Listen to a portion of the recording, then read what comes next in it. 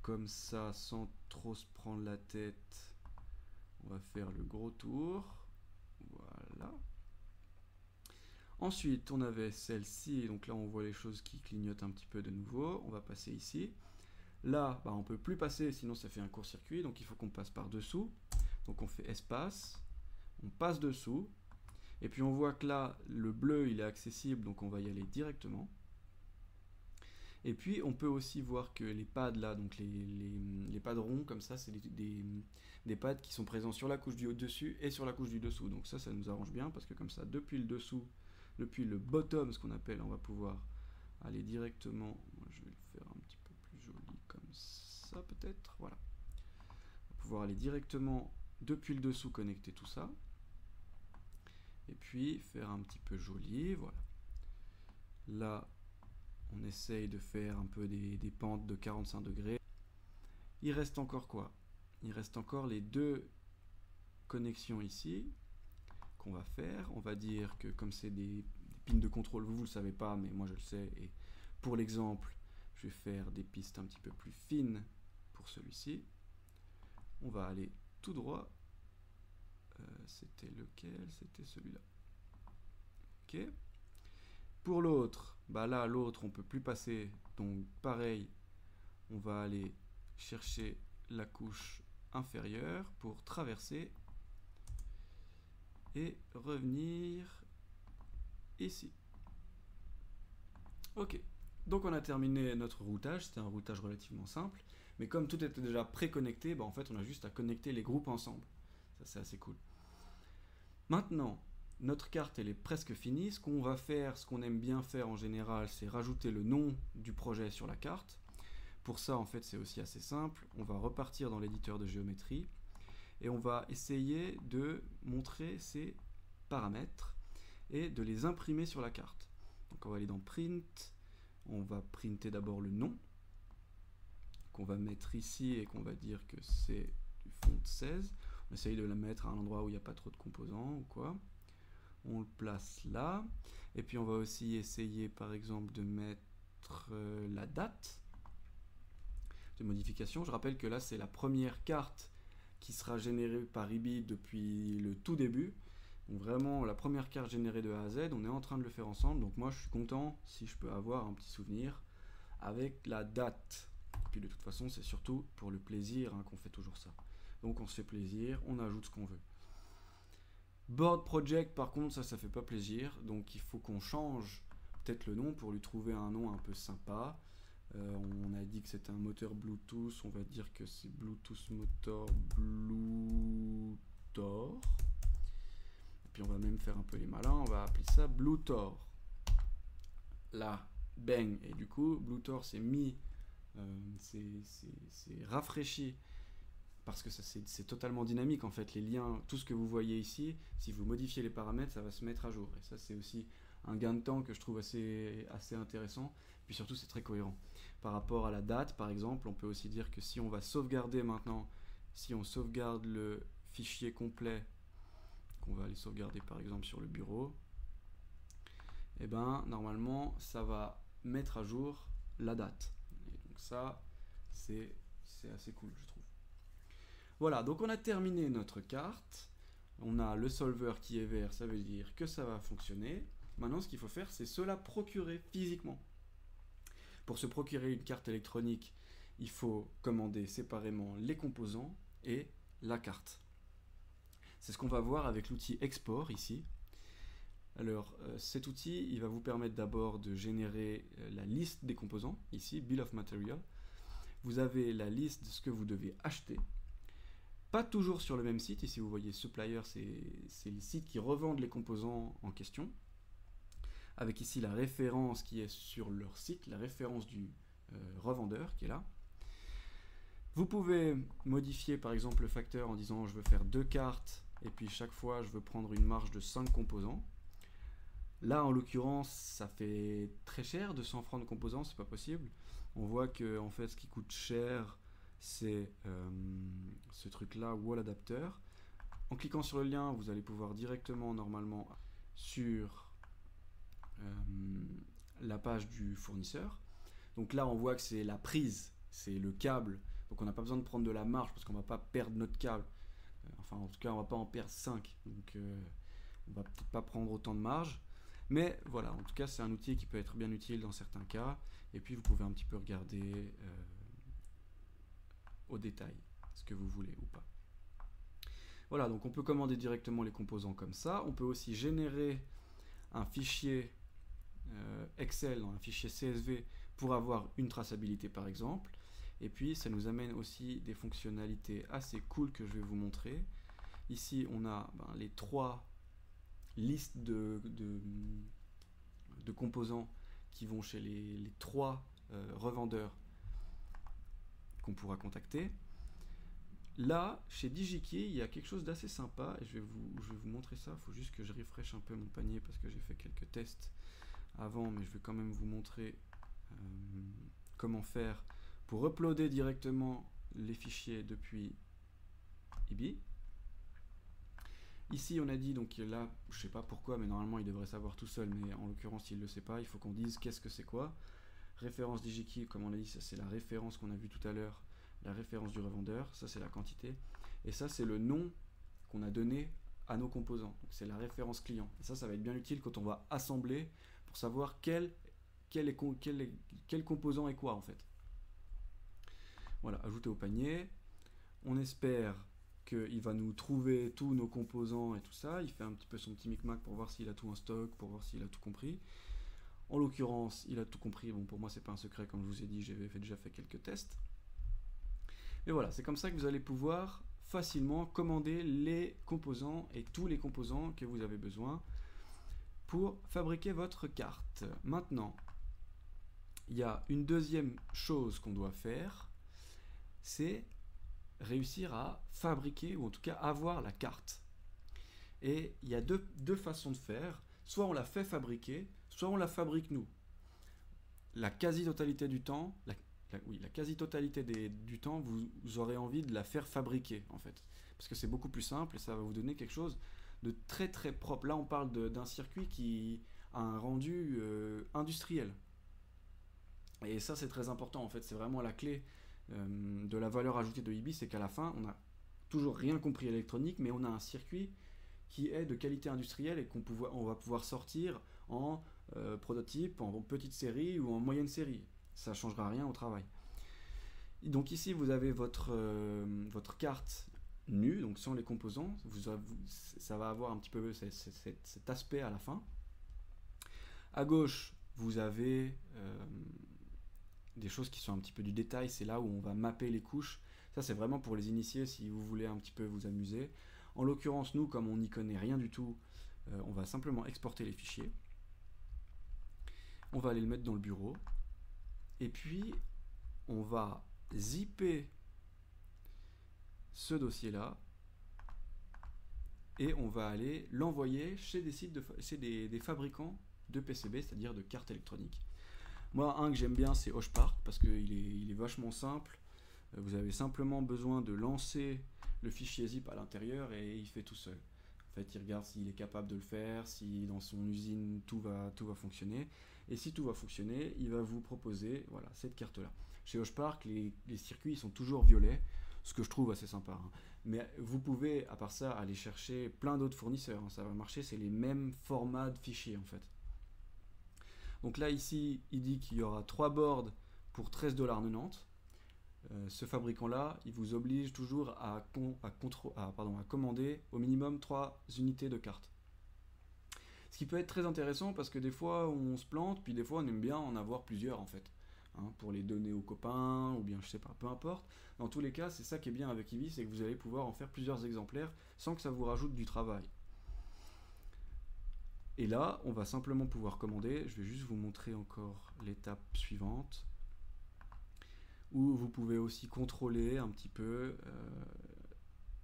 voilà, les différentes couches de votre circuit, voir si ça a l'air cohérent avec ce que vous pensiez.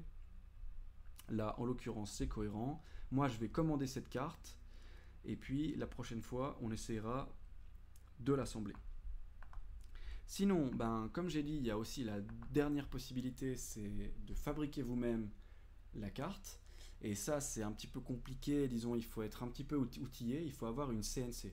Donc une CNC, pour ceux qui ne connaissent pas, c'est une graveuse mécanique à commande numérique. Donc ça veut dire c'est comme une imprimante 3D si vous voulez, sauf que ça balade une broche avec une fraise au bout qui va venir graver des petites plaquettes de cuivre. Et ça va vous donner cet aspect-là à la fin. Alors ça c'est bien parce que contrairement à l'export Gerber et à la fabrication déportée sur internet, là vous allez pouvoir avoir votre circuit en une demi-heure comme ça. Et ça c'est génial. Sinon par internet c'est une semaine à peu près. Donc là si vous voulez pouvoir faire des prototypes rapides, faire des essais et tout ça, vous pouvez utiliser le G-code. Donc le G-code c'est typiquement le langage qui est utilisé par la CNC. Le problème de la CNC, c'est que c'est totalement dépendant des outils que vous avez, donc de vos fraises, hein, de vos mèches, on va dire. Et ça doit être pris en compte. Donc là, on voit par exemple, si on regarde le top, ça va être géré par un outil en particulier. Et cet outil-là, il va pouvoir être configuré dans un outil que je ne vous ai pas encore présenté, c'est l'outil de profil utilisateur. Cet outil de profil utilisateur, il va contenir un petit peu tous vos réglages personnels.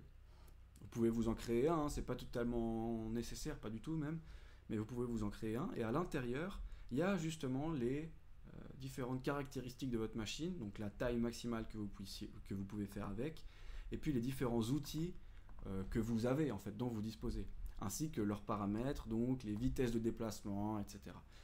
Comme j'ai dit, ça c'est quelque chose de destiné aux initiés, mais je sais que parmi les initiés, il y en a qui adorent tout ce qui est CNC et tout ça, notamment un que je salue d'ailleurs, et pour les autres, bah, vous passerez par des Gerber. En général, on passera tous par des Gerber, sauf pour faire des petits prototypes comme ça, pour valider un petit peu la carte. J'en profite aussi pour vous parler du dernier onglet, en fait, Display, c'est là où vous avez 2-3 paramètres d'affichage. Le dark mode, par exemple, si vous voulez mettre en white mode, moi je déteste ça, je sais que beaucoup d'entre vous aussi détestent, mais si vous préférez, vous pouvez, moi je vais pas le faire. Et voilà, je pense que là on a terminé, donc je vais attendre de recevoir les composants et la carte, et puis ben, on se revoit pour l'assemblage et le test. 2 semaines plus tard, j'ai reçu les cartes, j'ai reçu les composants, on est lundi matin, j'ai une tête de l'éthéré, assemblage.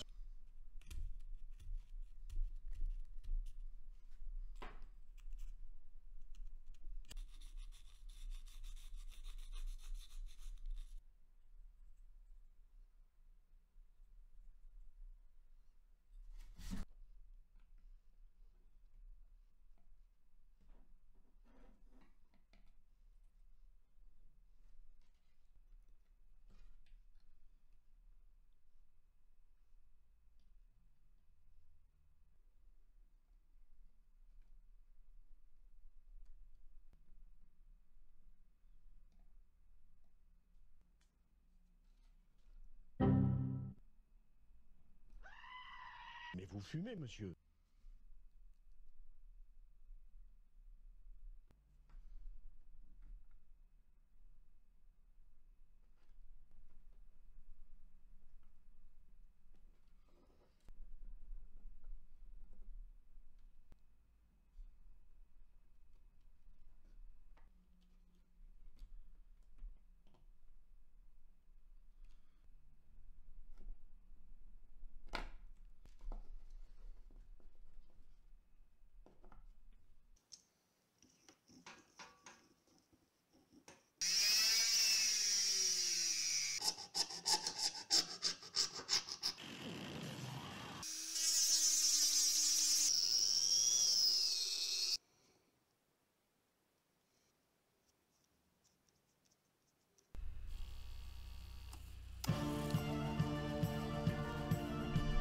Vous êtes satellisé.